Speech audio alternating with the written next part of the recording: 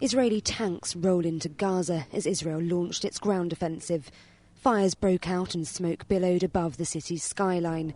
Witnesses said tanks and troops have virtually cut the territory in half. The number of casualties is already on the rise. Initial fighting on the ground has killed at least 8 Gazans, 5 of them gunmen, said medics. Medics also reported that at least 12 people have been killed by shell fire from tanks.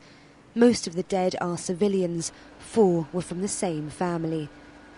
More than 450 people have been killed since the attacks started. Israel said 30 of its soldiers have been wounded too seriously. Israel launched the ground offensive after 8 days of deadly airstrikes failed to stop the rocket attacks from Islamist groups into Israel. They say their attacks have been successful. We know how to deal with this threat, and we have been very successful so far in reducing the number of rocket attacks and the capability of the Hamas to launch further attacks. But rockets continue to rain down on Israel. The United Nations Security Council has called for an immediate ceasefire. Riyad Mansour is the UN Palestinian observer. Israel cannot continue to behave as a state above international law. This is the law of the jungle.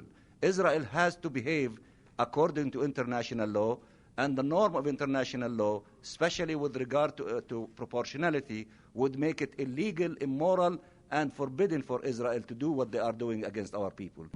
As the fighting continues, the number of casualties is likely to increase international pressure on Israel to halt its biggest operation in the Gaza Strip in 4 decades.